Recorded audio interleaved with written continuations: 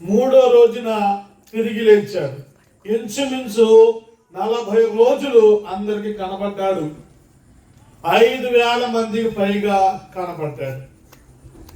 ఆయన ప్రాణం పెట్టక ముందు ఆయన ఒక ప్రాంతానికి వచ్చిన తర్వాత ఆగి ఆయన గురించి ఆ ప్రాంతములో ఆయన తిరిగినప్పుడు, ఆయన సువార్త చేసినప్పుడు, అద్భుతాలు చేసినప్పుడు వెంబడించిన వారు, చూసిన వారు, విన్నవారు, ఇవన్నిటి గురించి ప్రజలు ఏం చెప్పుకుంటున్నారో వాళ్ళని అడుగుతున్నాడు. యేసుని వెంబడించే శిష్యులని అడుగుతున్నాడు. ఏమని అడుగుతున్నాడంటే, నన్ను గురించి సమాజము, సంఘము, ప్రాంతము, నివాసులు ఏమనుకుంటున్నారు? ఎక్కడికి వచ్చినాక అడిగాడు? ఫిలిప్ అయిన కైసరియాకు వచ్చిన తర్వాత అడిగాడు. ఇక్కడ ఒక ప్రశ్న కావనెత్తుతుంది. ఎందుకని అక్కడికి వచ్చినాక అడిగాడు? అంతకుముందు బెత్సయిదా ఉంది, అక్కడ అడగొచ్చు కదా. కపెర్నహూములో అడగొచ్చు కదా. గలిలయ సముద్రం తీర అడగొచ్చు కదా. అక్కడ ఏం అడగలేదు ఆయన. ఫిలిప్ అయిన కైసరియా ప్రాంతానికి వచ్చిన తర్వాత యేసు ప్రభు వాళ్ళ శిష్యుల్ని చూసి నన్ను గురించి ఏమనుకుంటున్నారో నాకు చెప్పండి అని అడుగుతున్నాడు. హల్లెలూయా.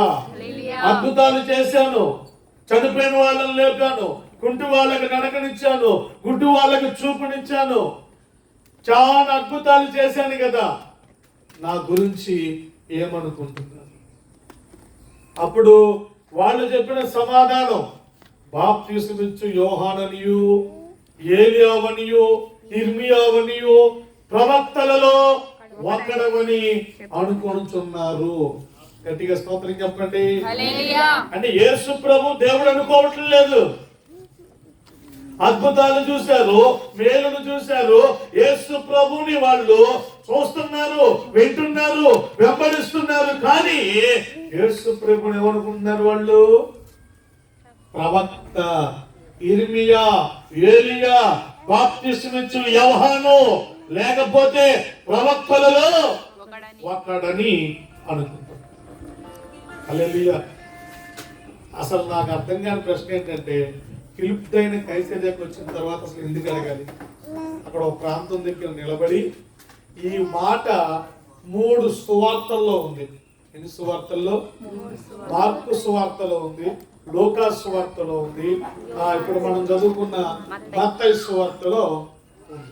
లూకా సువార్తలు ఏమని ఉంటుందంటే, ఆయన ప్రార్థన చేసుకుని ఒంటరిగా ఉన్నప్పుడు శిష్యులందరూ ఆయన దగ్గరకు వచ్చి అడిగినప్పుడు ఈ సంగతులు చెప్పాడు అని ఉంటుంది.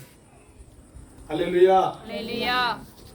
అయితే ప్రియమైన దేవుడు వాళ్ళరా, ఈ రోజు మనం ఆలకించాల్సిన మాటలు, లేకపోతే మనము వినాల్సిన విషయాలు కొన్ని రోజు మీ ముందు ఉంచుతాను.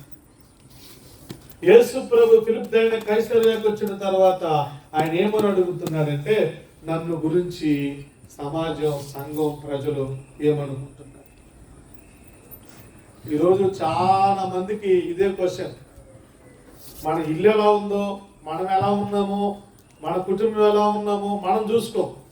మన గురించి వాళ్ళు ఏమనుకుంటున్నారా, వాళ్ళు ఏం మాట్లాడుకుంటున్నారా, ఇదే మనకు ముఖ్యమైపోయింది ఈ రోజు. ఇది ఇప్పుడు కాదు, యేసు ప్రభు కూడా వచ్చింది ఆలోచన, నా గురించి వాళ్ళు ఏమనుకుంటున్నారు అన్నాడు. వాళ్ళందరూ సమాధానం చెప్పారు. కొందరు ప్రవక్తవని, కొందరు ఏలియావని, కొందరు ఇర్మియావని, కొందరేమో యోహానని చెప్పుకుంటున్నారయ్యా. సరే వాళ్ళ సంగతి తీసేయండి, మీరేమనుకుంటున్నారో చెప్పండి అన్నప్పుడు అందరు సైలెంట్ అయిపోయారు. మరి యేసు ప్రభుని వెంబడిస్తున్నప్పుడు, యేసు ప్రభుని చూస్తున్నప్పుడు, యేసు ప్రభు బోధింటున్నప్పుడు ఆయన ఏంటో తెలియాలిగా, ఆయన మహత్వం ఏంటో తెలియాలి కదా, ఆయన ఎలా వచ్చాడో తెలియాలి కదా. ఆ విషయము వీళ్ళు గ్రహించకుండా ఏమంటున్నారంటే, అప్పుడు వాళ్ళల్లో ఒక అతనైన పేతురు అంటున్నాడు. ఏమంటున్నాడు? నీవు సజీవుడు వగు దేవుని కుమారుడు అయిన క్రీస్తు అని చెప్పాను. హల్లెలూయా. సజీవుడైన దేవుడు, సజీవుడైన దేవుని కుమారుడు అయిన క్రీస్తు అని చెప్పాడు. అప్పుడు యేసుప్రభు తెలుసా, ఇది నా తండ్రి నీకు బయలుపరిచాడు కానీ ఇక నీకు ఎవరు బయలుపరచలేదు. హల్లెలూయా. అయితే ఈ రోజున మనం కొన్ని విషయాలు ఆలోచన చేయాలి. ఈ రోజున కొన్ని విషయాలు మనం ఎవరు యేసు, వాళ్ళకు ఒక అంచనా ఉంది ప్రవక్త అని, వాళ్ళకు ఒక ఆలోచన ఉంది ఏలియా అని, వాళ్ళకు ఒక ఆలోచన ఉంది ఇర్మియా అని, వాళ్ళకు ఒక ఆలోచన ఉంది అక్కడ ఉన్న వాళ్ళకి ఈయన బాప్తిస్మం ఇచ్చే యోహాను అని. ఆ శిష్యులు వాళ్ళందరిలో కొంతమంది సాక్ష్యం చెప్పారు, నీవు సజీవుడు అయిన దేవుని కుమారుడు అయిన క్రీస్తు అని చెప్పారు. అయితే వాక్యం వింటున్న నీవు యేసు అంటే ఎవరు? హల్లెలూయా.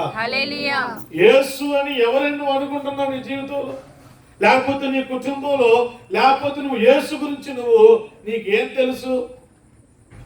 లేకపోతే యేసును తెలుసుకోవాలనే ఆలోచన నీకుందా? అయితే ఒక్కసారి ఈరోజు ఈ రాత్రి వాక్యాన్ని వినండి, ఈ వాక్యాన్ని ఆలకించండి. ఇక్కడ ప్రభు చెప్తున్నాడు, నా గురించి ఏమనుకుంటున్నావు? నీవు దేవుడి గురించి ఏమనుకుంటున్నావు? ఎవరు యేసు? ఈయన ఎందుకు వాళ్ళందరినీ అట్లా అడగాల్సిన పరిస్థితి వచ్చింది? ఈ విషయాలు కొన్ని విషయాలు హల్లెలూయా. ఈ విషయం అక్కడికి ఫిలిప్ అయిన కైసరయ్య దగ్గరికి వచ్చి ఎందుకు అడిగాడంటే, ఇది యేసు ప్రభు పుట్టక తల్లికి దాదాపుగా 5730 సంవత్సరంలో ఒక ప్రవచనం మొదలైంది. వింటున్నారా? జాగ్రత్తగా వినండి. 733లో ఒక ప్రవచనం మొదలైంది. ఆ ప్రవచనం ఏంటంటే, చదవండి 40వ కీర్తన 7-8 వచనాలు చదవండి. 40వ కీర్తన 7-8 వచనాలు చదవండి. 40వ కీర్తన 7-8 వచనాలు. అప్పుడు పుస్తకపు చుట్టలో నన్ను గురించి రాయబడిన ప్రకారము నేను వచ్చి ఉన్నాను. గట్టిగా స్తోత్రం చెప్పండి. హల్లెలూయా. కీర్తనాకారుడు దావీదు రచించిన వాటి కీర్తనలో ఆయన ప్రవచనాత్మకంగా చెబుతున్న మాట, పుస్తకపు చుట్టలో యేసు ప్రభుని గురించి రాయబడినట్టుగానే ఆయన వచ్చాడు. సజీవుడైన దేవుని కుమారుడు ఈ లోకంలోనికి వచ్చి ఆయన తిరుగుతూ అద్భుతాలు చేస్తూ సువార్త చెబుతూ ఉన్నాడు. ఇది ఒక ప్రవచనం. గ్రంథపు చుట్టలో ఆయన గురించి రాయబడింది. మీకు అద్భుతం చెప్పనా? ఎవరి గురించి అయితే రాయబడిందో ఆయన యెరూషలేములోకి వచ్చి, ఆయన చిన్నగోకు దగ్గరకు వచ్చి, ఆయన సమాజ మందిరంలోకి వచ్చి, ఆయనే గ్రంథాన్ని తీసుకొని ఆయన గురించి ఆయనే రూఢిపరుచుకుంటున్నాడు. అప్పుడు కూడా వీళ్ళు ఆలకించలా, అప్పుడు కూడా వీళ్ళు గ్రహించలా, అప్పుడు కూడా యేసు ఎవరనేది నిశ్చయిత వీళ్ళకి రాలా. లూకా సువార్త 4:17 చదవండి. లూకా సువార్త 4:17. లూకా సువార్త 4:17. అదిగో ప్రవక్త అయిన యెషయా గ్రంథము ఆయన చేతికి ఇవ్వబడెను. ఆయన గ్రంథము విప్పగా ప్రభువు ఆత్మ నా మీద ఉన్నదని, అదిగో ప్రభువు ఆత్మ నా మీద ఉన్నదని, బీదలకు సువార్త ప్రకటించుటకై ఆయన నన్ను అభిషేకించినని, చెరలో ఉన్న వారికి విడుదలను, గుడ్డివారికి చూపును కనుగులని ప్రకటించుటకును, నలిగిన వారిని విడిపించుటకును ప్రభువు ప్రకటించుటకును ఆయన నన్ను పంపి ఉన్నాడు అని రాయబడిన చోటు ఆయనకు దొరికెను. ఆయన గ్రంథము చుట్టి పరిచారకునికి ఇచ్చి, గంధాన్ని చుట్టేసి పరిచారకులకు ఇచ్చి కూర్చుండి సమాజ మందిరములో, ఇప్పుడు చూడండి ఆ మాట ఎట్లా అంటాడు, రోషం పుట్టే మాట వాళ్ళందరికి. సమాజ మందిరంలో ఉన్న వారందరూ ఆయనను తేరి చూస్తున్నారు. ఇప్పుడు ఆయన నేడు మీ వినికిడిలో ఈ లేఖనము నెరవేరిందని, ఈ లేఖనము నెరవేరినదని వారితో చెప్పసాగెను. గట్టిగా స్తోత్రం చెప్పండి. ఇప్పుడు వీళ్ళందరూ తేరి చూస్తున్నారు, వీళ్ళందరూ వింటున్నారు, వీళ్ళందరూ ఆలకిస్తున్నారు. పైన చదివిన యెషయా గ్రంథంలో ప్రవచనం ఆయనకు దొరికింది. ఆ చుట్టని విప్పి చదివాడు. అక్కడ దొరికిన లేఖనం ఏంటంటే యెషయా ప్రవచన పుస్తకంలో 61వ అధ్యాయము 2, 3, 4 వచనాలు ఆయనకు దొరికిని. ఆయన చదివాడు. నన్ను గురించి రాయబడిన ఆ పుస్తకం చుట్టలో ఉంది. నేనే ఈ లేఖనములు, ఈ మాటలు, ఈ వాక్యము నేడు మీ వినికిడిలో నెరవేరుతుందని చెప్పాడు. గట్టిగా స్తోత్రం చెప్పు. వాళ్ళందరికీ అర్థం కావట్లేదు, వాళ్ళందరూ ఆశ్చర్యపడుతున్నారు, వాళ్ళందరూ విస్మయపడుతున్నారు, వాళ్ళందరూ కూడా భ్రాంతిలోనికి వెళ్ళిపోయారు. నువ్వు ప్రవక్తవే కదా, నువ్వు యేసేపు కొడుకువే కదా, నువ్వు మరేక పుట్టిన వాడివే కదా, అయితే ఈ లేఖనము మాతో నెరవేరటం ఏంటి అని చెప్పి అందరూ యేసును గుర్తుపట్టలేనంతగా వాళ్ళు ఇదైపోయారు. హల్లెలూయా, హల్లెలూయా. అయితే ప్రియమైన దేవుని వాళ్ళరా, ఈ దీన్ని ఎక్కడ నెరవేర్చాడో తెలుసా? ఇప్పుడు ఏప్రిల్కి రాసిన పత్రిక 10వ అధ్యాయము 7వ వచనం చూడండి. ఏప్రిల్కి రాసిన పత్రిక 10వ అధ్యాయము 7వ వచనం. అప్పుడు నేను గ్రంథపు చుట్టలో నన్ను గురించి వ్రాయబడిన ప్రకారము దేవా నీ చిత్తము నెరవేర్చుటకు ఇదిగో నేను వచ్చి ఉన్నానని అంటిని. గట్టిగా స్తోత్రం చెప్పండి. హల్లెలూయా. ఏం చెప్తున్నాడు ఇక్కడ? పుస్తకపు చుట్టలో, గ్రంథపు చుట్టలో, లేఖనాల్లో అన్ని నా గురించి చెప్పబడ్డాయి. వాటి ప్రకారమే నేను వచ్చి ఉన్నాను, దాన్ని నెరవేర్చి ఉన్నానని మళ్ళీ ఇక్కడ చెప్తాము. హల్లెలూయా, హల్లెలూయా. కాబట్టి ప్రియమైన దేవుడు వాళ్ళరా, నా మాటలు ఆలకించండి. రాత్రి ప్రభు లేఖనాలు చెప్తుంది కదా, ఆయన ఎవరు, యేసు ఎవరో నువ్వు చూడగలిగితే ఒక పొట్టి చెక్క చెట్టెక్కాడు. ఎందుకని? యేసు ఎవరో యేసు ఎవరో తెలుసుకోవడానికి. హెరోనిక అనే ఒక అమ్మాయి ఉంది, యేసు గురించి విన్నది. అప్పుడు దాకా ఆస్తి అంతా పాడు చేసుకుంది, అనారోగ్యం అయిపోయింది, జీవితం అంతా బంధకాలలో అనేకమైన ఇబ్బందుల్లో కూరుకుపోయింది. ఒక్కసారిగా యేసును గురించి విని వచ్చింది, యేసును చూడటానికి వచ్చింది. ఈ రాత్రి యేసు ఎవరో తెలుసుకోవాలని నేను ప్రయత్నం చేస్తున్నాను, ప్రసంగం చేస్తాను. హల్లెలూయా. నిన్న చెప్పిన ప్రసంగానికి ఈ రోజుకి ఇప్పుడు ఈ గ్రంథం ఇంప్రూవ్ అయిపోయింది. ఇప్పుడు అంటున్నాడు, నన్ను గురించి ఏమనుకో. ఇక్కడ వాక్యం వింటున్నా నీవు, లేకపోతే ఇక్కడ కూర్చున్న నీవు, సమీపాన దూరాన వింటున్న నీవు, నీ ఆలోచనలో లేకపోతే నీ మనసులో యేసు అంటే ఎవరు? అయితే కొన్ని విషయాలు, ఒక 4 పాయింట్లు నేను చెప్పాను కదా. 5730 సంవత్సరంలో ఇదిగో యెషయా పుస్తకపు చుట్ట, అంటే క్రీస్తుకు పూర్వం, క్రీస్తుకు పూర్వంలో జరిగిన విషయాలు. అప్పుడు యెషయా ప్రవక్త 61వ అధ్యాయము 1, 2 చదవద్దు, అక్కడ ప్రవచించాడు. పుస్తకపు చుట్టలో రాయబడిన ఆయన ఒక ఆయన వస్తాడు, ఆయన ప్రభు అయిన. ఇప్పుడు మీకు ఒక్క విషయం చెప్పి నేను ముందుకెళ్తాను. అది చెప్పను, ఇక మీరే దాన్ని చివరి 7వ వారం దాకా దాన్ని నాచుతారు. ఏంటంటే క్రీస్తు పూర్వం దగ్గర నుంచి అక్కడ దాకా ఆపేద్దాం. అక్కడికి 5700 సంవత్సరాలు అయింది. అక్కడి నుంచి ఆపేస్తే యెషయా కంటే ముందుకు వెళ్ళిపోతే అబ్రహాం దగ్గర నుంచి ఈ యోధా వంశం స్టార్ట్ అవుతుంది. అబ్రహాం కుమారుడు ఇస్సాకు కొడుకు యాకోబుకి 12 మంది సంతానం. 12 మంది సంతానం అయితే ఒక రోజున ఒక చిన్న ఇంట్లో ఉండి గూట్లో చిన్న దీపం పెట్టుకొని కళ్ళు కనపడక బాగా వయసు అయిపోయిన ముసలుడిగా కళ్ళు మందగించిన యాకోబు 12 మంది పిల్లలను పిలిచి, నేను మిమ్మల్ని ఆశీర్వదిస్తాను రండి అని వచ్చినప్పుడు వీళ్ళందరూ వచ్చి సరిగ్గా మొహాలు కనపడవు, కానీ గతంలో కనికరము నిండింది, దేవుని ఆత్మ నిండింది, దేవుని ప్రసన్నతతో నింపబడి వాళ్ళని 12 గోత్రాల్ని దీవించడానికి, వాళ్ళు శాఖలుగా విస్తరించడానికి దేవుడు గ్రహించిన సంకల్పం ప్రకారంగా వాళ్ళందరినీ పిలిచాడు. వాళ్ళందరినీ పిలిచినప్పుడు వాళ్ళందరూ వచ్చి నుంచున్నారు. ఈయన దీవించడానికి అర్హుడే కానీ వాళ్ళు దీవెన పొందుకోవడానికి అర్హులు. అప్పటికే వాళ్ళందరూ చాలా మోసం చేశారు, తమ్ముడు నమ్మారు, చాలా దేనా విషయంలో చాలా మందిని నరహత్య చేస్తున్నారు. అప్పటికే రూబేను అనేవాడు పాపం చేస్తున్నాడు. ఇవన్నీ అయిపోయినాయి. కానీ దేవుడి కనికరం చొప్పున దీవించాలని పెద్ద కొడుకుని దీవించడం మొదలుపెట్టాడు. పెద్ద కొడుకు పేరు రూబేన్.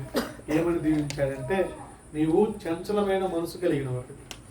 ఆయన్ని నీళ్లతో పోల్చాడు. దేంతో పోల్చాడు? ఒక నీళ్లు మనం గుప్పిట్లో తీసుకుంటే నీళ్లు గుప్పిట్లో నిలబడతాయా? ఏళ్ల సందుల్లో నుంచి ఎట్లాగైతే నీళ్లు కారిపోయి ఖాళీ చేయి మిగిలిద్దో, నీకు పెద్దరికం ఉంది, నువ్వు పెద్దదానివి, నువ్వు పెద్దవాడివి రూబేనా, కానీ నువ్వు చంచలమైన మనసు కలిగిన వాడివి, నువ్వు దీవెనకు యోగ్యుడవు కాదు, నువ్వు కక్కిన వాడివై పక్కెక్కి పాపం చేసావు నాకు అని చెప్పి అతను తోసేస్తాడు. రెండో కొడుకు వస్తాడు, అతని పేరు షిమ్యోను. షిమ్యోను లేవి వీళ్ళిద్దరు కలిసి నరహత్య చేస్తారు. మనుషులను పట్టుకొని మెడలు కోసేస్తారు. ఆ విషయంలో దేవుడు బాధపడిపోయి, ఇట్లా ఎందుకు చేశారు నా కుమారులారా, మిమ్మల్ని బట్టి నాకు దుఃఖం వచ్చింది, మిమ్మల్ని బట్టి నేను దేశాంతరం పోవాల్సి వచ్చిందని చెప్పి యాకోబు బాధపడిపోతాడు. ఆ తర్వాత వస్తాడు నాలుగో ఆయన ఎవరంటే యోధ వచ్చినప్పుడు అప్పుడు చెప్తాడు, యోధా నువ్వు ఆరసింహం లాంటి, నువ్వు పట్టిన దాన్ని తింటావు, గుహలో పడుకుంటావు, నిన్ను లేపేవాడు ఎవడో లేడు. ఇది చెప్పిన తర్వాత దైవికమైన ఒక ప్రవచనాన్ని చెప్తాడు. ఏమని చెప్తాడంటే, రాజదండం యోధాలో నుంచి తొలగదు. ఎందుకు తొలగదంటే, అక్కడ పెట్టాడు ఒక మెలిక. ఏంటది అంటే, ఇదిగో షెలోకుహు యోధ తిరిగి వచ్చేంత వరకు రాజదండం యోధాల నుంచి తొలగదు. హల్లెలూయా. ఈ మాట దాదాపుగా 1130 సంవత్సరంలో ప్రవచించాడు. యాకోబు ఇంట్లో ఉండి బాగా రాత్రి వేళ నిండైన దీవెలతో వాళ్ళని దీవించినప్పుడు 4వ కుమారుడైన యోధను గురించి ఆ మాట చెప్పాడు. ఆ మాట 2000 సంవత్సరాల తర్వాత 5300 సంవత్సరం ఒకసారి, 7000 అంటే యేసు ప్రభువు 2000 సంవత్సరంలో అప్పుడు సంపూర్తి చేయబడింది. హల్లెలూయా. ఆ యోధా వంశంలో నుంచే యేసు ప్రభువు వచ్చాడు. ఇప్పుడు నేను చెప్పడానికి ప్రయత్నిస్తున్న విషయం ఏంటంటే, ఆ షిలోహు తిరిగి వచ్చేంత వరకు అంటే యెహోషువ గ్రంథంలో మీరు చూస్తే అంతకు ముందు కానీ అంత తర్వాత కానీ ఎప్పుడు కూడా షిలోహు అనే మాట లేదు. మీకు అద్భుతమైన మర్మం చెప్పిన, వాళ్ళందరిని దీవించాడు, యాకోబు చనిపోయాడు. ఈ 12 గోత్రాలుగా విడిపోయి 73 ఐగుప్తుకి వెళ్ళారు. అక్కడ షిలోహు లేదు. 430 సంవత్సరాలు బానిసత్వంలో ఉన్నారు. మోషేని ఏర్పాటు చేసుకున్నాడు. మోషే వెళ్ళాడు. వాళ్ళందరూ తీసుకొని 4 లక్షల కాలు బలం కలిగిన వాళ్ళు తిరిగి వస్తున్నారు. అప్పుడు కూడా షిలోహు లేదు. వాళ్ళు తిరిగి వచ్చి కానానుకు వచ్చిన తర్వాత మీరు చాలా జాగ్రత్తగా అబ్జర్వేషన్ చేయాలి. అబ్రహాం దగ్గర షిలోహు లేదు, అంతకు ముందున్న ఇసాకు దగ్గర లేదు, అంతకు ముందున్న యాకోబు దగ్గర లేదు.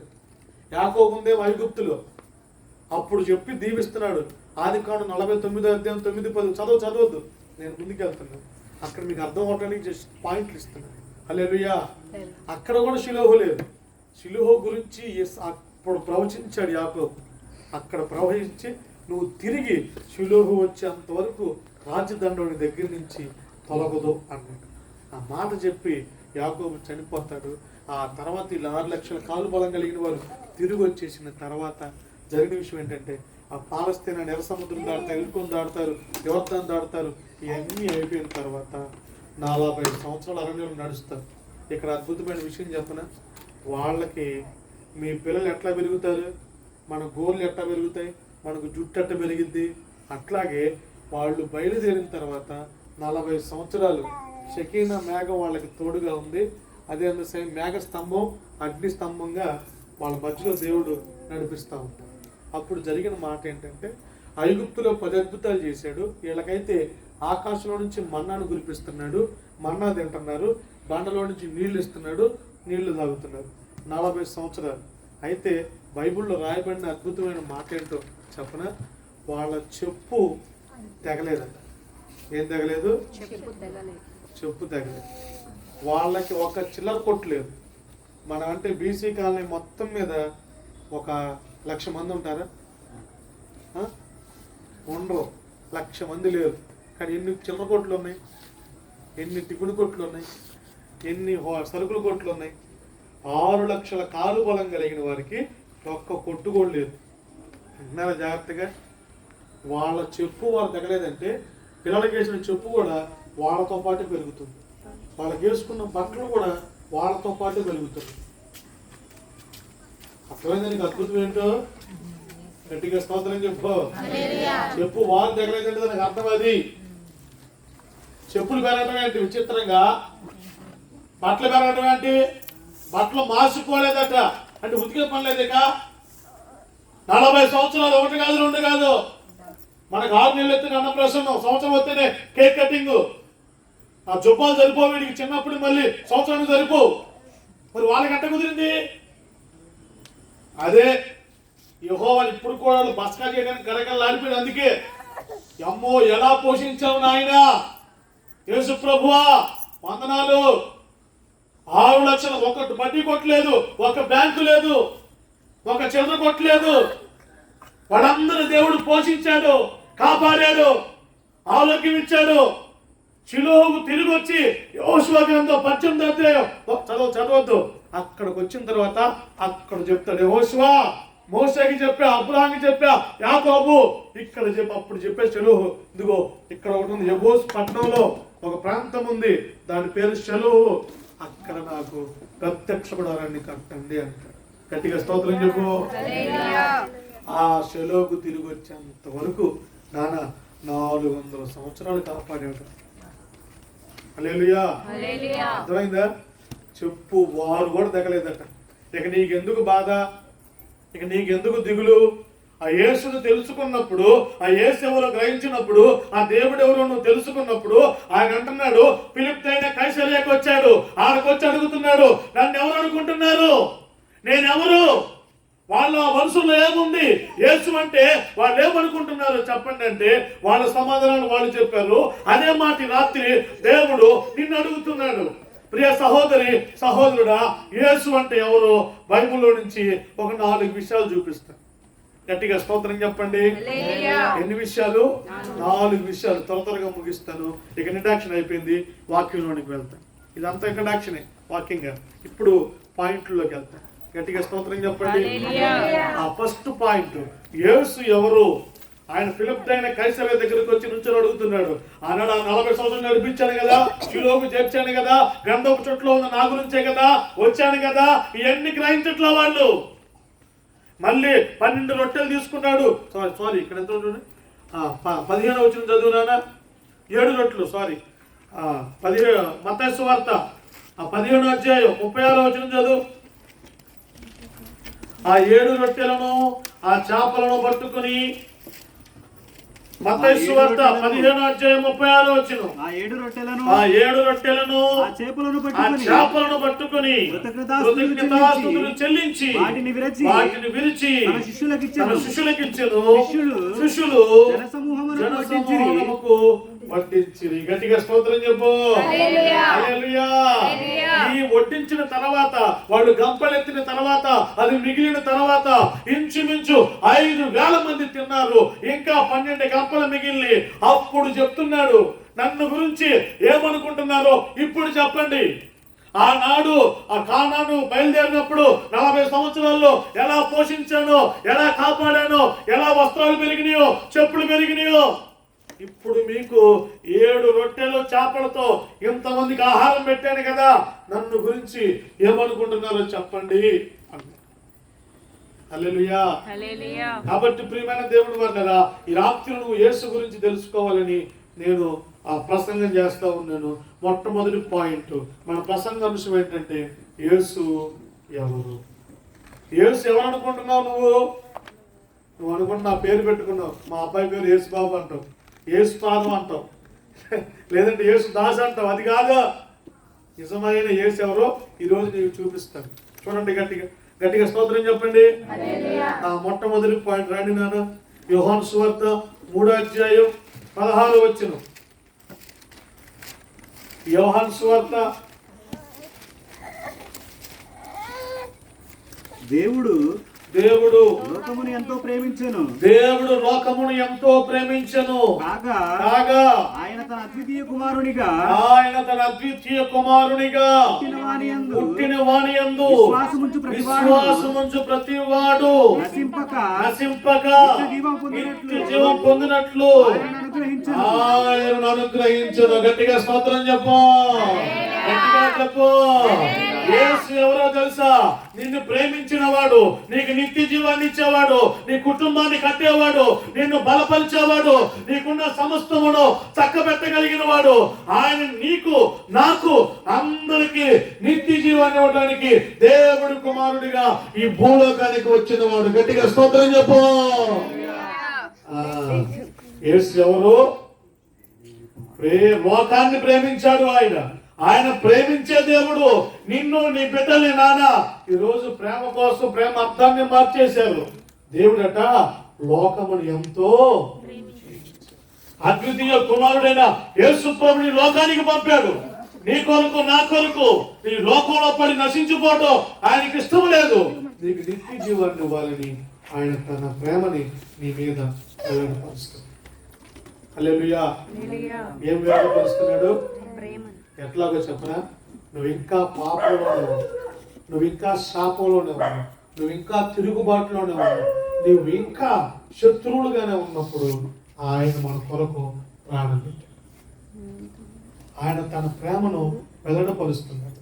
నేను ఎంత ప్రేమించానో చూడండి లోకాన్ని, మిమ్మల్ని. ఆ మాట చదువుతారు ఒకసారి. రోమపత్రిక 8వ అధ్యాయం 5వ వచనం చదవండి ఒకసారి.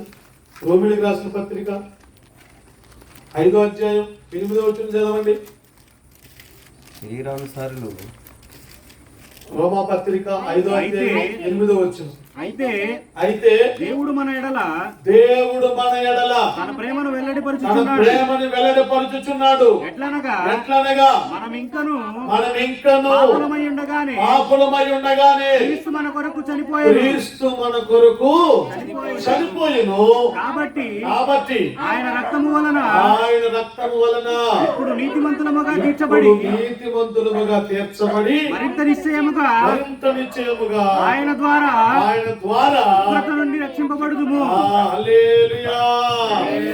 ఆయన ప్రేమను వెల్లడపరుస్తున్నాడు. ఆయన రక్తముతో నీకు విమోచన ఉంది. ఆయన ప్రేమ నీ మీద వెల్లడపరుస్తూ ఉన్నాడు. నాన్న క్రీస్తు ప్రేమని నువ్వు గుర్తుపట్టాలి. దేవుడి ప్రేమను నువ్వు గుర్తుపట్టాలి. ఇంకా లోకంలో, ఇంకా పాపములో, ఇంకా వ్యసనాల్లో, ఇంకా బంధకాల్లో, ఇంకా నువ్వు నిరాశ అనే బంధకాల్లో ఉంటే దేవుడి రాత్రి నీతో మాట్లాడుతున్నాడు. యేసు ఎవరో తెలుసా? ఆయన ప్రేమించే తన ప్రేమని వెల్లడిపరుస్తున్నాడట మన మీద. మనం ఇంకా పాపులుగా ఉండగానే ఆయన మన కొరకు చనిపోయాడు. నానా నీ కొరకు, నా కొరకు, మనందరి కొరకు యేసు ప్రభు కలవరి శిలువలో ప్రాణం పెట్టాడు. ఇందులో ప్రేమ ఉంది. అందుకే ప్రభు అంటాడు కదా, ఇందువల్ల నీ పొరుగు వారిని ఈ దేవుడైన యెహోవాని నువ్వు పూర్ణ మనసుతో ప్రేమింపాలి. ప్రేమ లేని వాడివైతే నువ్వు హల్లెలూయా. దేవుడి లోకాన్ని ఎంతో ప్రేమించాడు. ఇంకా నువ్వు శత్రువు అయి ఉండగానే ఈరోజు అనేకుల్లో ప్రేమ చల్లారిపోతుంది. కుటుంబాల్లో ప్రేమ లేదు, తల్లిదండ్రుల ప్రేమ లేదు, భార్య భర్తల ప్రేమ లేదు. అందరూ కూడా ఈ ప్రేమకి నోచుకోలేకపోతున్నారు. అయితే నీకు శుభవార్త. దేవుడు అంటున్నాడు కదా, ఆయన నిన్ను ప్రేమను వెల్లడపరుచుచున్నాడు. ఇంకా నువ్వు శాపంలో ఉన్నావా, లోకంలో ఉన్నావా? అయితే రా, దేవుడు ప్రేమను నువ్వు పొందుకోవటానికి యోగ్యుడవు, యోగ్యురాలు. హల్లెలూయా, హల్లెలూయా. యేసు ఎవరు అంటే ఆయన ప్రేమించే. హల్లెలూయా. ఒక అతను యుద్ధానికి వెళ్ళాడట. యుద్ధానికి వెళ్ళి యుద్ధంలో దేశం కోసం, కుటుంబం కోసం బాగా పోరాడాడట. ఆ యుద్ధంలో పోరాడిన తర్వాత అతనికి కొన్ని దెబ్బలు తగిలి దెబ్బల్లో కుడి కన్ను పోయిందట, కుడి కాలు పోయిందట, కుడి చెయ్యి పోయిందట. ఏమేమి పోయింది? కుడి కాలు, కుడి కన్ను, కుడి చెయ్యి. ఆ టోటల్గా ఇప్పుడు ఎవరైనా అవుట్ అతను. ఇంటికి ఫోన్ చేశాడట. వచ్చేసాడు, నీకు సెలవు ఇస్తాం, రిటైర్మెంట్ ఇస్తాం, నువ్వు వెళ్ళిపోనానా అన్నాను. వచ్చేసాడు. వచ్చి ఒక లాడ్జింగ్లో దిగాడు. వాళ్ళ అమ్మకు ఫోన్ చేశాడు. అమ్మా డ్యూటీ అయిపోయింది, సెలవు ఇచ్చారు నాకు, యుద్ధాలు అయిపోయినాయి కదా, ఇంటికి వస్తున్నా. వెరీ గుడ్, నీకు ఇష్టమైన మొత్తం చేస్తున్నాను రా నాన్న, సున్నుండలు, కజ్జికాయలు, తినుబండలు మొత్తం వండుతున్నాను నాన్న. అబ్బా మా అమ్మ ప్రేమతో చూపించేస్తుంది అనుకుని ఆ నైట్ ఉన్నాడు. పొద్దున్నే వస్తానమ్మా అన్న.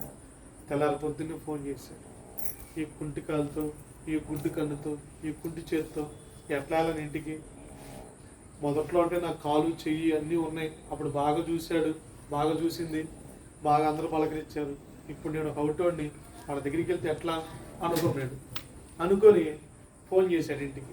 వాళ్ళ అమ్మకి తెలియదు కాళ్ళు పోయింది, చెన్ను పోయింది, కానీ చెప్పకుండా పరీక్షిస్తున్నాడు వాళ్ళ అమ్మని. ఏమని ఫోన్ చేశాడు. ఫోన్ చేసామా నేను వస్తాను. ఏంటో ఇంకా రాలేదు, అన్నీ వండి పెట్టాను, నేను అనగా ఫోన్ చేసావు. వస్తున్నాలేమ్మా, కొంచెం ఆగు, నా ఫ్రెండ్ని తీసుకొస్తున్నానమ్మా. తీసుకురా, దాన్ని ఏముందిరా, మన ఇంటికి తక్కువ, మన ఇల్లు గొప్పది, మన గొప్పవాడు, ఉద్యోగం, డబ్బులు చూద్దాం, మా కొన్ని రోజులు మనతోనే ఉంటాడమ్మా. ఉన్నాయిరా, ఎంతగా సంవత్సరం ఉంటాడో ఉన్నాయి. ఏమైంది, నీ ఫ్రెండ్ దగ్గర తీసుకొని రా. అయితే ఒక చిన్న ప్రాబ్లం ఉందాం ఇక్కడే. ఏంటి ఆ ప్రాబ్లం? నాతో పాటు ఆ అబ్బాయి యుద్ధం చేస్తుంటే యుద్ధం ఆయనకు కుడి కన్ను, కుడి కాలు, కుడి చెయ్యి పోయినాయమ్మా, అవుటి వాడమా అన్నాడు. అయ్యో అవుతాడా? కుడి కన్ను కూడా లేదారా? కన్ను కూడా లేదమ్మా. చేయలేదా? చెయ్యి కూడా లేదమ్మా. కాలు లేదా? కాలు కూడా లేదమ్మా. సంవత్సరం ఎందుకు లేరా, వచ్చి చూసి వెళ్ళిపోమనరా అంది. ఎవరు? సరేనమ్మా అట్లాగే ఉంటానని చెప్పి పెట్టేసి తెల్లారి పొద్దున్నే మళ్ళీ ఫోన్ వచ్చింది. ఆ అబ్బాయి ఫోన్ ఇచ్చి ఫోన్ వస్తే ఫోన్ ఎత్తి, అమ్మ పలానా అబ్బాయి, ఇదిగో మీ అబ్బాయి మీ ఇంటి అడ్డొస్తాను, లాడ్జింగ్లో చనిపోయి ఉన్నాడమ్మ, మీరు రండి. చనిపోవడం ఏంటది ఇదండి. గబగబా వెళ్ళి చూస్తే గుర్తుపట్టాడు. అప్పుడు అనిపించింది, చూస్తే ఇప్పుడు ఏం లేదు, కుడి కన్ను లేదు, కుడికాలు లేదు, కుడి చెయ్యి. అప్పుడు బోరుమని ఏడుస్తుంది. ఒరే నువ్వు చెప్పింది ఫ్రెండ్ అని చెప్పావు కదా, నీకని చెప్పలేదు. నువ్వైతే 2 కాళ్ళు లేకపోయినా నేను తల్లిగా బతికించుకునేదాన్ని, ముందు నాకు చెప్పొచ్చు కదా అని చెప్పి అప్పుడు ఏడుస్తాను. కొంచెం ప్రేమగా మాట్లాడి, ఏది లేకపోతే లే నాన్న, నాన్న అని ఒక మాట అంటే ముందు ఎట్లా ఉండేది? నువ్వు చూసింది గొప్ప కాదు, నువ్వు పలకరించింది, నువ్వు మాట్లాడిందే గొప్ప. అందుకే అంటారు, నోరు మంచిదైతే ఊరు మంచిది. హల్లెలూయా, హల్లెలూయా, హల్లెలూయా. ఇంట్లో ఉన్న వాళ్ళకి మాత్రం కొంచెం ముసలోళ్ళకి కొద్దిగా అన్నం పెట్టరు, కానీ బయట మాత్రం చాలా ఉపన్యాసాలు చేస్తారు.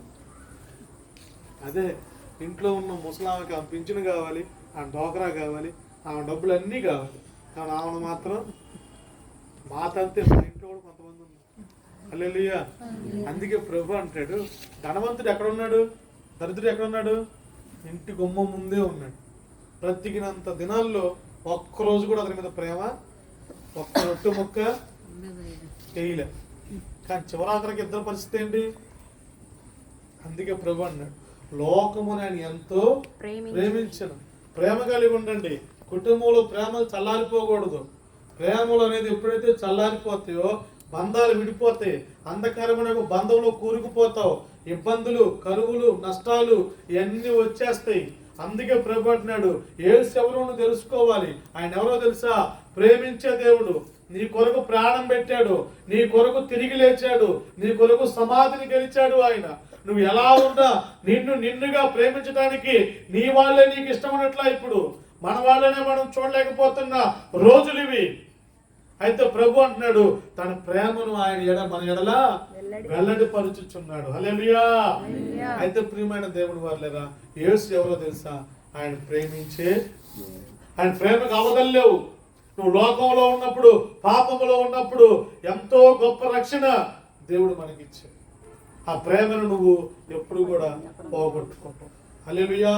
అందుకే ప్రకటన గ్రంథంలో చివర్లో అంటాడు, మొదటి ప్రేమను నువ్వు వదిలితివి. వదలకూడదు నాన్న. ప్రేమించే మనసు మనకి ఎప్పుడు గట్టిగా స్తోత్రం చెప్పండి. 2వ పాయింట్, మత్తయి సువార్త 14వ అధ్యాయము 14వ వచనం. యేసు ఎవరంటే, 1 ప్రేమించే దేవుడు. ఆయన వచ్చి ఆ గొప్ప సమూహమును చూచి వారి మీద కనికరపడి వారిలో రోగులైన వారిని స్వస్థపరిచెను. గట్టిగా స్తోత్రం చెప్పండి. హల్లెలూయా. యేసు రెండోది ఎవరో తెలుసా? కనికరించే. నిన్ను, నీ కుటుంబాన్ని, నీ బిడ్డల్ని ఆయన కనికరించగలడు. నువ్వు బలహీనతలతో ఉన్నా, రోగాలతో ఉన్నా, లేకపోతే మంచాన పడిన జబ్బుతో ఉన్నా సరే ప్రభు అంటున్నాడు కనికరపడి స్వస్థపరిచాడు. హల్లెలూయా, హల్లెలూయా. ఒక అమ్మాయి మా చర్చికి వచ్చే ఒక అమ్మాయికి పాండురూప జబ్బు వచ్చింది. ఏ జబ్బు? పాండురూప జబ్బు. పాండురూప జబ్బు అంటే ఏంటి? బలపాలు తినే వాళ్ళకి, మట్టి గట్టలు తినే వాళ్ళకి, పెట్రోల్ ట్యాంక్ మూత వాసన తీసి చూసేవాళ్ళకి వస్తుంది. అది చాలా జాగ్రత్త. పాండప రోగం ఏదో ఒకటి, పాండురూప రోగం అంటే అది తెల్లగా పాలిపోతా ఉంటారు. ఇక్కడ ఆ అమ్మాయి 14 ఇంట్లోకి వెళ్తుంది, కృష్ణలో మూత తెస్తుంది, చూడకూడదు, తప్పు అది. ఆ మట్టి గట్ల మొత్తం తింటుంది. ఎక్కడికి తీసుకెళ్ళే కానీ తగ్గట్లేదు, ఎక్కడికి తీసుకెళ్ళే కానీ బాగుపడట్లేదు. ఏంటి బాబు ఇదంటే వాళ్ళ అమ్మ 14 అమ్మాయిని తిడుతుంది. నా కడుపును పుట్టావంటే రోగిస్తున్నానా? తల్లి నువ్వంటే తేక కాయపరువా? తల్లి నువ్వు అట్లా మాట్లాడబాక, బిడ్డ మీద కనికరం చూపించు, అనారోగ్యం మీద కనికరం పెట్టు అంటే ఏం కనికరం అయ్యా? ఈ చేసే పనులు చూడు, దొడ్లో ఇన్ని బీపీ గంటలు దాచిపెట్టుకుంది. ఏంటి? మట్టి గంటలు, బీపీ గంటలు తింటాం, దొడ్లోకి వెళ్ళి తింటమే. ఎక్కడుంటే వాసన చోటు, ఇదంతా కనికరం, భయంకరమైన జబ్బు అది. హల్లెలూయా, హల్లెలూయా. అయితే కనికరం లేదు ఈ రోజున. కనికరం లేకపోవటాన్ని బట్టే రోగాలు, రుగ్మతలు. దేవుడు వారిని చూసి కనికరం పట్టాడట. ఆ జన సమూహమును చూసి, అంటే ఎన్ని జబ్బులతో వచ్చారో వాళ్ళు, ఎన్ని ఇబ్బందులతో వచ్చారో, ఎన్ని రోగాలతో వచ్చారో, ఎంత స్వస్థత లేకుండా వచ్చారో వాళ్ళ మీద ఏం చేశాడట? కనికరపడి స్వస్థత పరిచాడట. స్వస్థత చేయడం కనికరం ఎందుకు? అర్థమైందా? మనకి స్వస్థత కలగాలంటే, మన సంపూర్ణమైన దైవికమైన స్వస్థత మనకు కలగాలి అంటే దేవుని కనికరం మన మీద. హల్లెలూయా, హల్లెలూయా. ఒక మాటలో చెప్పాలంటే యేసు ప్రభు కొండ మీద ప్రసంగంలో చెప్పినప్పుడు కనికరము గలవారు వారేం చేస్తారంట? వాడి జీవితం ఎట్లాగో పాడైపోయింది, ఆ అమ్మాయి ఎట్లా అనారోగ్యంలో ఉంది, ముసలోళ్ళ వయసు ఎట్లాగా అయిపోయింది. కొంచెం కనికరం లేకపోతే ఎట్లా నాన్న? మా విన్నావా? కొంచెం కనికరం కలిగి ఉంది. యేసుప్రభు ఎవరో తెలుసా? కనికరించే. హల్లెలూయా. చాలా మందికి ఇదే అయిపోయింది. వాడు గంజాయి తాగుతున్నాడు, మందు తాగుతున్నాడు, సొల్యూషన్ తాగుతున్నాడు, ఇంటికి రావట్లా. రాత్రి అయితే బజార్ల మీదే ఉంటున్నాడు, ఆ లైట్ల కింద, స్తంభాల కిందే కాలం గడిపేస్తున్నాడు. వాడిని చూసి నేనే కేసు పెడతా, ఒకసారి నేనే స్తంభాన్ని కట్టేసి కారం పెడతా. ఇవన్నీ ఎందుకు? ప్రార్థన చేసి, ప్రభువా వాడిని కనికరించయ్యా అని నువ్వు ప్రార్థన చేయి. దేవుడి కనికరం వాడి మీదకి వస్తే వాడే మారుతాడు. ఇలాంటి మంచి మాటలు చెప్తేనే మళ్ళీ మతం మార్చారంట. హల్లెలూయా, హల్లెలూయా. గంజా తాగేవాడు మారితే మంచిదే కదా, మందు తాగేవాడు మారితే మంచిదే కదా. ఒక వ్యభిచారిని ఒళ్ళమ్ముకొని బతికే అమ్మాయి, ఆ అమ్మాయి కనికరం పడి వాక్యం చెప్తే ఆ అమ్మాయి జీవితాన్ని మార్చుకుంటే మంచిదే కదా. హల్లెలూయా. 43 మందికి ఎయిడ్స్ పేషెంట్ బాప్టిజం ఇచ్చాను నేను, 23 మందికి ఇచ్చా. ఎయిడ్స్ వచ్చిన వాళ్ళు అందరూ. మరి వాళ్ళు ఎవరు కనికరించాలి? ఇంకా మత మార్పిడి ఇది. వాళ్ళ దగ్గరికి వెళ్ళు, నీకు ఎట్లుంటుందో. గట్టిగా స్తోత్రం చెప్పు. కనికరము కలిగిన వారు ధన్యులు. మీకు సంగతి చెప్పిన, అద్భుతమైన మర్మం చెప్పిన. బైబిల్లో ఉన్న మాట ఏంటో తెలుసా? వేదనలను కనికరించేవాడు యెహోవాకి కనికరం కలిగి ఉండు చాలు. నీకు అత్త అంటే కనికరం లేదు, కోళ్ళంటే కనికరం లేదు, ముసళ్ళు అంటే కనికరం లేదు, రోగిష్ఠులు అంటే కనికరం లేదు, విశ్వాసంలో బలహీనులు అయితే కనికరం లేదు. వారి మీద ప్రభు కనికర పట్టాడు. హల్లెలూయా. పడ్డాడు. ఎంత జన సమూహాన్ని చూసి కనికర పడ్డాడు. ఏంటి ఇల్లు ఎట్లా ఉన్నారు? కనికరపడి అందరిని బాగు చేసి స్వస్థపరిచాడు. హల్లెలూయా. ఒకడికి చంద్రపు రోగం ఉంది. చంద్రపు రోగం అంటే ఒకడికి సుఖవ్యాధులు ఉన్నాయి, ఒకడికేమో శారీరక జబ్బులు ఉన్నాయి. వాళ్ళందరూ చూసి కనికరపడ్డాడు. వాళ్ళని చూడంగానే వాళ్ళ లోపాలన్నీ కనపడిపోతుంది. అందులో ఆ వేషలు ఉన్నారు, తిరిగేవాళ్ళు, పాపం చేసేవాళ్ళు, అందరిని స్వస్థపరిచాడు. హల్లెలూయా. ఈరోజు మనకెందుకు ఆరోగ్యం స్వస్థత కలగట్లేదు? మాట చెప్పినా కనికరము లేకపోతే. నువ్వు మందులు వాడుతున్నావు, డాక్టర్ దగ్గరికి వెళ్ళొద్దని నేను చెప్పట్లేదు పిల్లరా. కొంచెం కనికరం కలిగి ఉంటే హల్లెలూయా, హల్లెలూయా. కనికరము గలవారు యేసు ఎవరో చెప్పనా? రెండోదిగా కనికరించే. మనందరిని కనికరించాడు కాబట్టి ఈ రోజున ఇలా ఉన్నాం. ఆయన కనికరము చాలా గొప్పది. ఆ కనికరాన్ని మనం కలిగి ఉండాలి. హల్లెలూయా. యేసు ఎవరు? ఫస్ట్ సజీవుడైన దేవుని. యేసు ప్రేమించే దేవుడు. రెండోది యేసు కనికరించే దేవుడు. మూడోదిగా చెప్పి నేను ముగించేస్తాను. లూకాసు వార్త 23వ అధ్యాయం 34వ వచనం. యేసు తండ్రి వీరేమి చేయుచున్నారో వీరెరుగరు గనుక వీరిని క్షమించుమని చెప్పెను. గట్టిగా స్తోత్రం చెప్పండి. కలవరి శిలువలో ప్రాణం పెడుతున్నప్పుడు యేసు ప్రభువు పలికిన 7 మాటల్లో ఫస్ట్ మాట ఏంటో తెలుసా? క్షమించడం. యేసు ప్రభువులో ఉన్న 3వ క్వాలిటీ ఏంటంటే ఆయన క్షమించగలిగిన. ఆయన్ని తప్పులు బయటే చూపాడు, నీ పాపాన్ని ఎత్తి చూపాడు. లేకపోతే నీ జీవితాన్ని అంతా నలుగురు దగ్గర పంచి హేళన చేసేవాడు కాదు. అప్పుడు దాకా వాళ్ళందరూ హేళన చేశారు, నవ్వారు. సిలువ దిగు, చేతనైతే 3 మేకులు పీక్కోలేవు. అప్పుడే అవమానం పరిచారు దేవుణ్ణి. ఆయన ఏం పట్టించుకోలేదు. ఆయన అన్నాడు, తండ్రి వీరేం చేస్తున్నారు వీరు గనక వీరిని క్షమించు.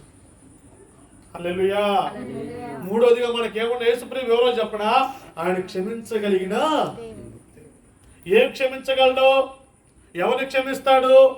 ఆయన పాపాలు క్షమించగలిగిన. ఇప్పుడు అందరికి మంట అదే, అందరికి బాధ అదే. ఇప్పుడు అందరికి యేసుప్రభువు నచ్చకపోవడానికి కారణం ఏంటో చెప్పనా?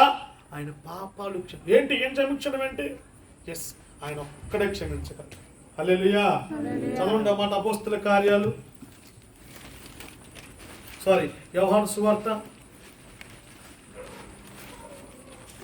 మొదటి యోహాను పత్రిక, క్షమించండి, యోహాను రాసిన మొదటి పత్రిక 1వ అధ్యాయం 9వ వచనం. మొదటి యోహాను పత్రిక మన పాపములను 1వ అధ్యాయం 9వ వచనం చదువునా. మన పాపములను మనము ఒప్పుకొని ఎడల ఆయన నమ్మదగిన వాడును నీతిమంతుడును గనుక ఆయన మన పాపములను క్షమించి సమస్త దుర్నీతి నుండి మనలను పవిత్రులుగా చేయును. గట్టిగా స్తోత్రం చెప్పండి. యేసు ఎవరో తెలుసా? పాపాలు క్షమించగలిగిన. ప్రపంచంలో ఎవ్వడి వల్ల కాదు, నీ నా పాపాన్ని తీసేయటం. ఆయన అన్నాడు, ఒక ఆమె కాడికి వచ్చాడు, అందరూ రాళ్ళు వేసి కొడుతున్నారు. ఆమె కాడికి వచ్చాడు, కొట్టబాకంటారు బాబు అన్నాడు. యాంటీ కొట్టబాకు, తప్పు చేసి తప్పుడుదే, నువ్వు ఆగు కొద్దిగా అన్నాడు. నేనేం చేయాలా? నేను నిప్పును అన్నాడు. నిప్పువా? ఎంత నిప్పు చూస్తానని చెప్పి కింద రాశాడు. రాయంగల రాత పక్కన వేసి, బాబు నువ్వు మామూలుడు కాదు, వెళ్ళిపోయాడు. ఆమె కాడికి వచ్చాడు. ఆమె ఆయన పిలిచే మాట్లాడి తెలుసా? అమ్మ. ఆమె ఒళ్ళొమ్ముకొని బతికేది. ఆమె కాడికి వచ్చి అంటాడు, అమ్మ ఎవరు నిన్ను శిక్షించలేదా? శిక్షించలేదు. నిన్ను శిక్షించడానికి సరైన అర్హుని నేనే, పాపం లేకుండా పుట్టాను. బట్ ఇప్పుడు నేను కూడా నిన్ను శిక్షించను, నిన్ను క్షమిస్తున్నాను. ఇక పాపం చేయకుండా వెళ్ళి. సన్హెద్రింగ్ సభవారు అందరూ ఆ ఇంట్లో ఉన్నారు. ఆయన బోధ చేస్తున్నాడు. పక్షివాతం గలవాడి ఇంటిపై నుంచి దించారు. వాడి వైపు చూశాడు. నువ్వు మంచం పట్టడానికి కారణం ఏంటో తెలుసా? నువ్వు రోగం రావడానికి కారణం ఏంటో తెలుసా? నీ పాపమేనా నాయనా? లే, నీ పాపాలు క్షమించబడ్డాయి, పరిపెత్తుకొని పో అన్నాడు. ఇక అంతే. పక్కన వాళ్ళందరికీ మంట. ఒక్క మాటలో ఫూ అంటే అయిపోద్ది కదా. పాపాలు క్షమించబడ్డాయి, లే వెళ్ళటం ఇదంతా అవసరమా అన్నాడు. అవును, పాపాలు క్షమించే అధికారం కలిగిన వాడే మన ప్రభు అయిన. గట్టిగా స్తోత్రం చెప్పు. పాపాలు క్షమిస్తాడని చెప్పి అర్థంగా పాపం చేయబాకండి, చేయకూడదు సుమా, జాగ్రత్త. చాలా మంది పాపం చేస్తున్నారు, క్షమించాయన్నారు. గుడ్లు మింగి గుడ్లు బయటపడుతున్నారు. ఏం తిన్నట్టు తప్పు నాన్న. ఆయన క్షమించే దేవుడే. ఆయన ఒక పక్కే చూస్తున్నారు, శిక్షించే దేవుడు కూడా ఆయన. హల్లెలూయా. కాబట్టి నేను చెప్పడానికి ప్రయత్నిస్తున్న విషయం ఏంటంటే, యేసు ఎవరు అని అంటే, మూడోదిగా క్షమించే. నీ నా పాపాన్ని, జన్మ కర్మ పాపాలు క్షమించగలరు. రహస్య పాపాలు. నీకు సంగతి చెప్పిన, నువ్వు బాప్తిసం పొందావు, మారుమనసు పొందావు, బలలో చేవేస్తున్నావు, నీలో మౌనమైన పాపాలు చాలా ఏర్పాటు చేస్తాను. సేవకుడిగా చెప్పగలను, ఎక్కడి నుంచి ఉన్నప్పటి నుంచి దేవుడు ప్రేరేపిస్తానే ఉంది. సరిగ్గా లేరు నాన్న ఎవరు కూడా, కానీ నాకు సంబంధించిన విషయాలు కాదు కాబట్టి నేను వదిలేస్తాను. గట్టిగా స్తోత్రం చెప్పు. గట్టిగా స్తోత్రం చెప్పు. బలహీనతలకు రోగాలకు కారణం ఏంటంటే అదే, నువ్వు శిలోహు తిరిగి వచ్చేంతవరకు ఆ దండం తొలగదు, ఆ దండం అట్టాగే ఉంటుంది. యేసు ప్రభు అనే అతను నీ నా పాపాన్ని క్షమిస్తాడు. గట్టిగా స్తోత్రం చెప్పు. గట్టిగా చెప్పు. ముగింపులోకి వస్తున్నాను. యేసు ఎవరు ఇప్పుడు చెప్పండి? ప్రేమించే దేవుడు. యేసు ఎవరు? కనికరించే దేవుడు. యేసు ఎవరు? క్షమించే. నాలుగో మాట చెప్పండి. అపోస్తుల కార్యాలు 4వ అధ్యాయం 12వ వచనం.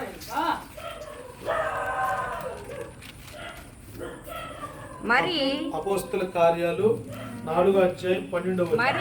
మరి ఎవని వలనను రక్షణ కలుగదు ఈ నా నామముననే, అద్దుకోండి, ఈ నా నామమునే మనము రక్షణ పొందవలెను పొందవలెనని గాని ఆకాశము క్రింద మనుషులలో ఇయ్యబడిన మరి ఏ నామమున రక్షణ పొందలేరు. గట్టిగా స్తోత్రం చెప్పండి. చెప్పిన 4వదిగా రక్షించే దేవుడు. ఆకాశము కింద ఇక ఏ నామంలో ఏ మనుషులు ఇక లేదు. అందుకే ప్రభు చెప్తాడు, నేనే ఏమంటాడు? నేనే మార్గం, నేనే సత్యం, నేనే ఆకాశం కిందకి నేను తప్ప నీకు రెండో అవకాశం లేదు. నీవు దేవుడు ప్రేమను పొందుకుంటే తప్ప, ఆయన కనికరాన్ని పొందుకుంటే తప్ప, ఆయన దగ్గర నువ్వు క్షమించమని అడిగితే తప్ప నీకు రక్షణ ఇంకో చాట ఎక్కడ. హల్లెలూయా. మన దేవుడు ఎవరు చెప్పండి? రక్షించే దేవుడు. భూమి ఆకాశము క్రిందట మనుషులకు ఇవ్వబడిన నామములు ఏ నామంలో మనిషికి రక్షణ లేదు. ఆ యేసు క్రీస్తు ద్వారానే రక్షణ. హల్లెలూయా. ఒక రిఫరెన్స్ ఇస్తాను. రోమాపత్రిక 10వ అధ్యాయం 9, 10, 11 వచ్చిన ఎంత బాగుంటాయి అక్కడ. రక్షణ గురించి ఉంటాయి. నేను ముగించేశాను, 4 పాయింట్లు అయిపోయింది. రోమాపత్రిక 10వ అధ్యాయం చదువు నాన్న, తీస్తే చదువు. అంతేకాదు రిబ్కా మన తండ్రి అయిన రోమిలికి రాసిన పత్రిక అదేమనగా యేసు ప్రభు అని నీ నోటితో ఒప్పుకొని దేవుడు మృతులలో నుండి ఆయనను లేపనని నీ హృదయమందు విశ్వసించిన ఎడల నీవు రక్షించబడుదువు. గట్టిగా స్తోత్రం చెప్పండి. నోటితో ఒప్పుకొని హృదయంలో విశ్వసిస్తే నీకు రక్షణ. ఏమని? యేసు ప్రభు పుట్టాడని, యేసు ప్రభు చనిపోయాడని, తిరిగి లేచాడని ఈ నోటితో ఒప్పుకుంటే ఆయన ప్రేమ, ఆయన కనికరము, ఆయన క్షమాగుణం నీలోకి వచ్చేస్తాడు. అప్పుడు నీకు పరిపూర్ణమైన రక్షణ కలుగుతుంది. హల్లెలూయా. హల్లెలూయా. తల వచ్చి ప్రార్థించాను. నేను ముగించేసాను. మిమ్మల్ని ఇబ్బంది పెట్టట్లేదు. కరెక్ట్గా 10 అయింది. 10 ఆమెనంటే ఒక్కసారి చిన్న ప్రార్థన.